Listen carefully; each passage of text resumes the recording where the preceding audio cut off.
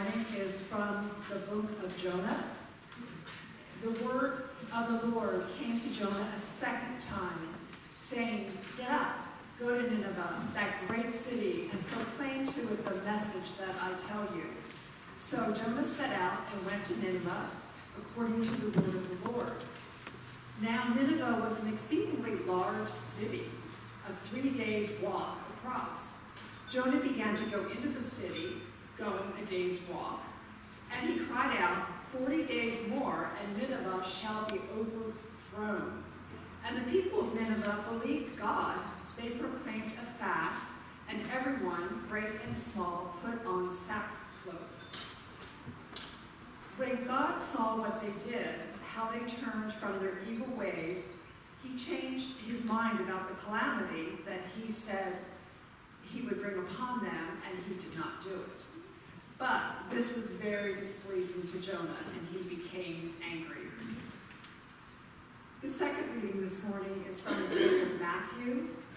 You have heard it that it was said, "You shall love your neighbor and hate your enemy." But I say to you, love your enemies and pray for those who persecute you, so that you may be children of your Father in heaven. For he makes his sun rise on the evil and on the good, and sends rain on the righteous and on the unrighteous.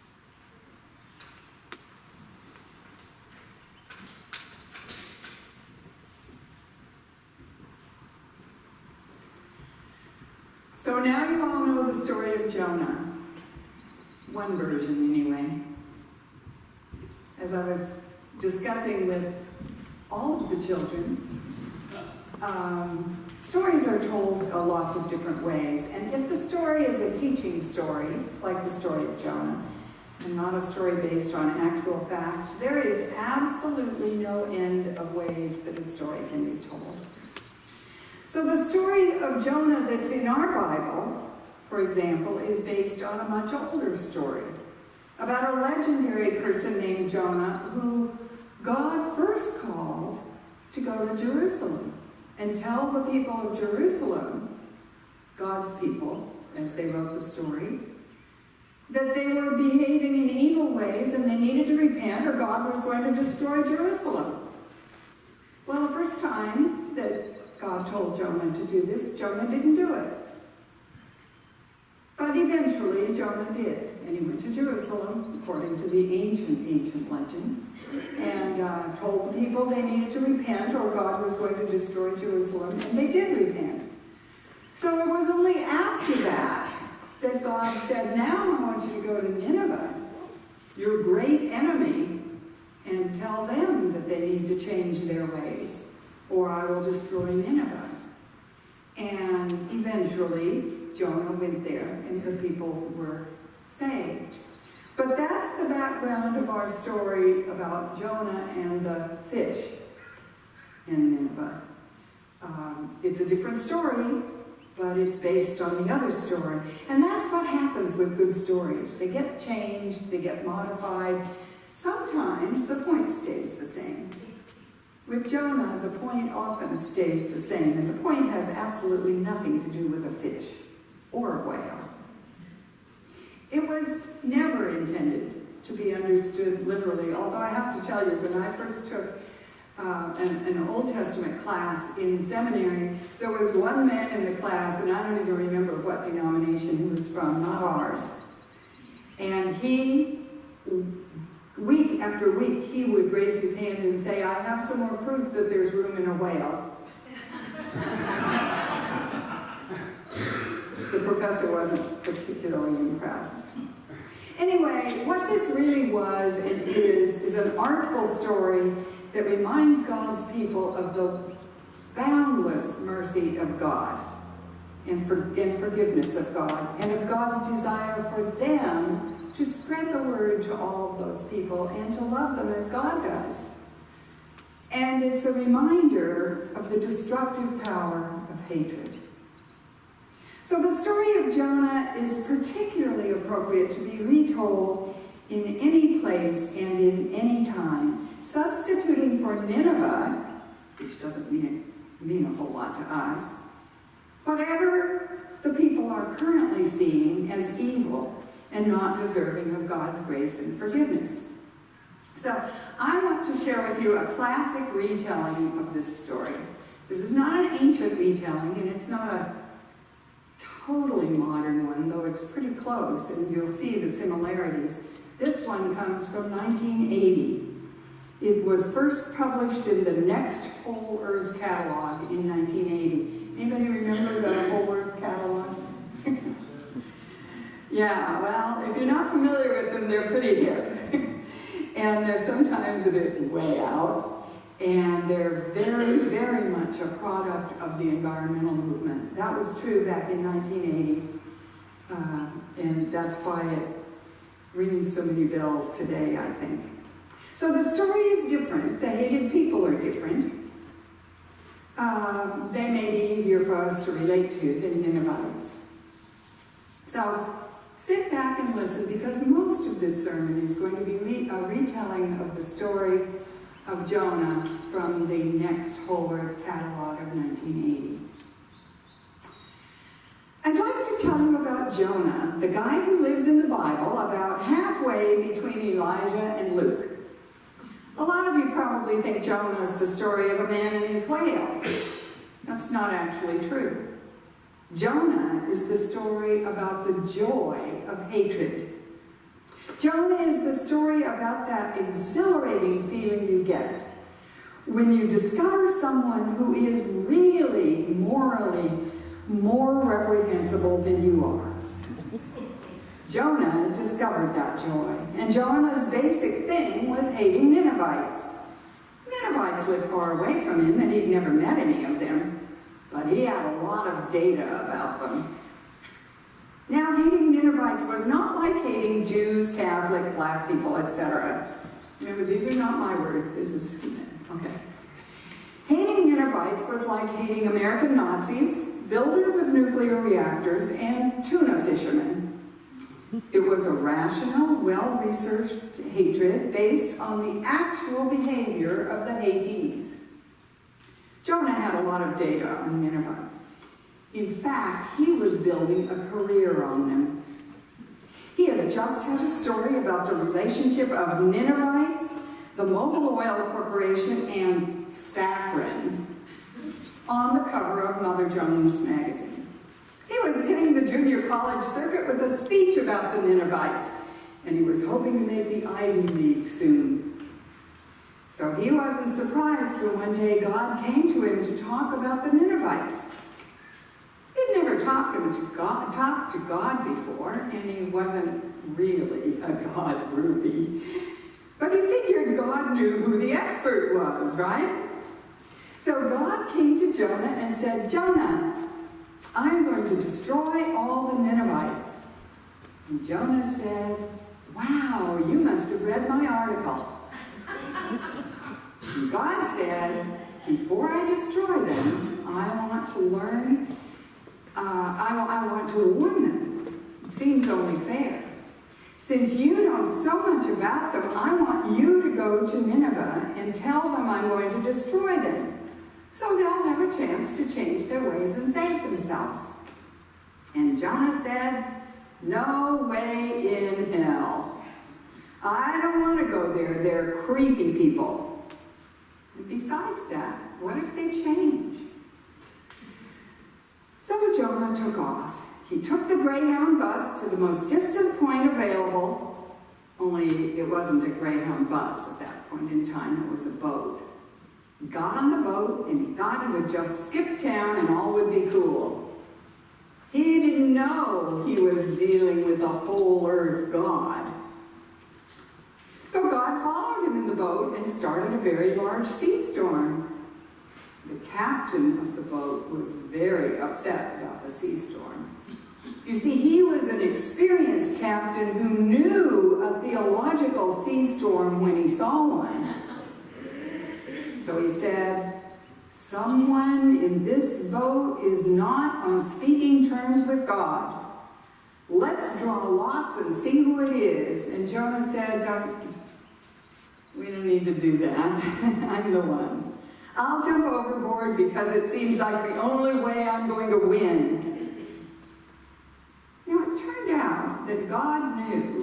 as well as any civil rights legislator knows, that the only way to overcome hatred is with brute force. God doesn't give up easy. So when Jonah jumped over the side of the boat, God had a whale there to catch him. Jonah landed in the whale, stayed in the whale with the rotting fish and the whale digestive juices for 3 days. You see, Jonah was a stubborn man of principle. So it took him 72 hours of that awful smell for him to change his mind. But finally he said, "Oh, heck, God, I'll go to Nineveh." So the whale barfed him up on the shore near Nineveh, and he headed for the world capital of badness. Now when he got to Nineveh, he was very pleased to see that everything he ever thought about Nineveh was true. I mean, they were right there on the streets using sweatshop labor to run a nuclear reactor that powered an ITT plant that made neutron bombs, whale trawlers, and saccharin. He was naturally appalled. So he got into his street beggar mode, which had once been used to support his Ninevite research. And he started saying things in a way that not very many people would hear. He shuffled down the street, he leaned against the walls, and he muttered, "Repent, repent. In 40 days you'll be destroyed if you don't repent." Well, you had to be walking right by him to hear him. But the very first person who happened to walk by him happened to be bored with his job as a nuclear reactor janitor. And he said, "Wow, you're right. This is really awful. We should all repent." And that guy started yelling Jonah's message.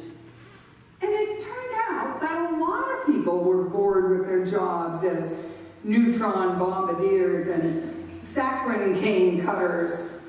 And they went to the president of the country and said, "We've been gross and awful and we're going to repent and you have to too." And they put on sackcloth and ashes and they turned their nuclear reactor into a solar generator and they all planted organic gardens and Jonah was pissed. He was just furious.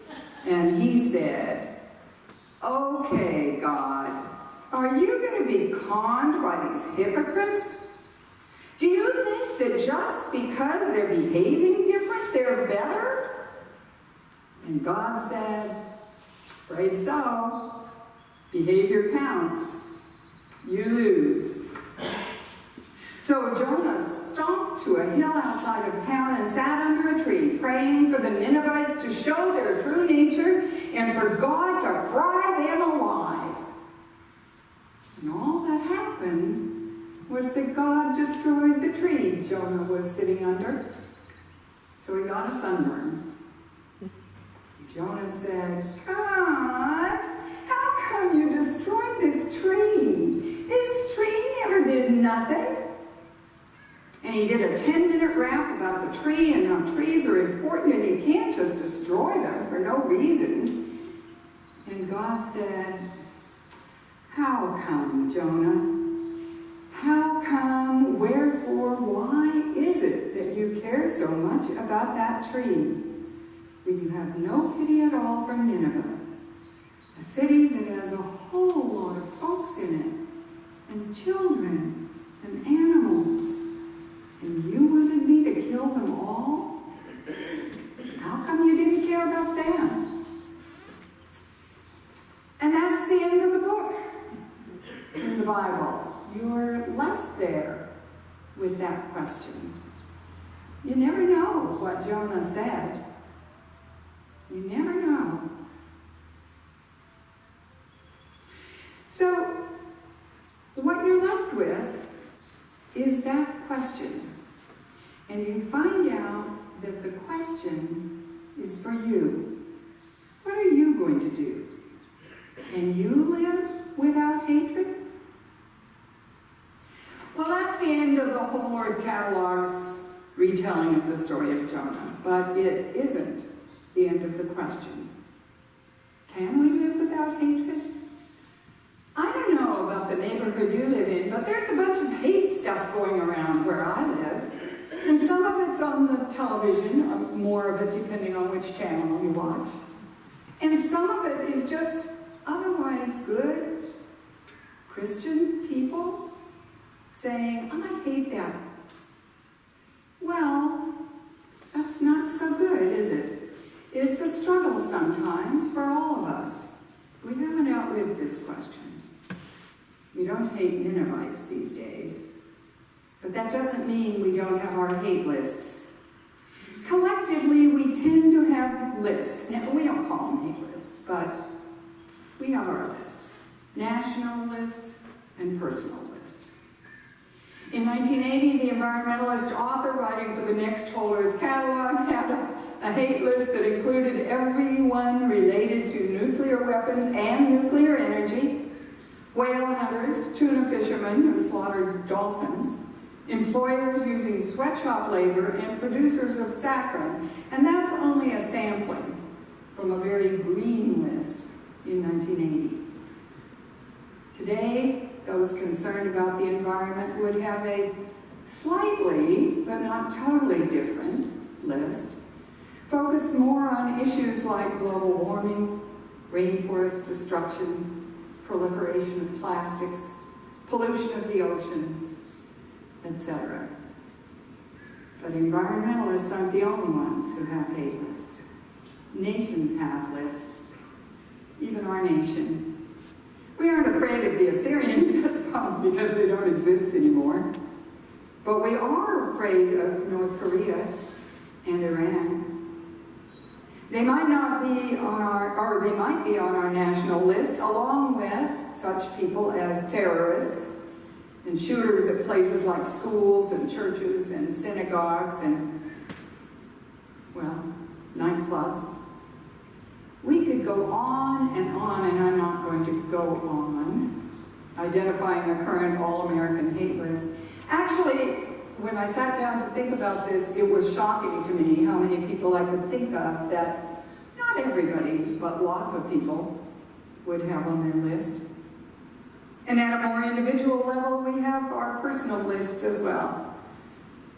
Lists of people we just absolutely can't stand. Is there somebody that you won't listen to when they come on the television?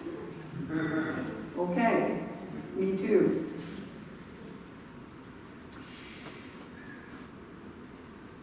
Our lists may not really rise to the level of hate list, but it's the very rare human being who has no list at all. So the question stands. Can we live without hatred? Or, better yet, will we choose to live without hatred? God called Jonah to go speak to the Ninevites to warn them and help God to save them. But Jonah refused to give up his hatred for them. And how about us? Jesus calls us, every one of us, not necessarily to warn our enemies, but to pray for them. How are we doing in response to that call? When was the last time you prayed, really prayed, for someone on your list? Do you think it would make any difference if you did? That's the first thing that popped into my mind when I asked that question, I'm embarrassed to say. Well, perhaps the story of Jonah offers a bit of wisdom on this question. Jonah held on to his hatred. What did that do to the Ninevites? Nothing. Nothing. They ended up happy and connected to God. But Jonah ended up alone and miserable. Jonah had a choice to make. And so do we. Amen.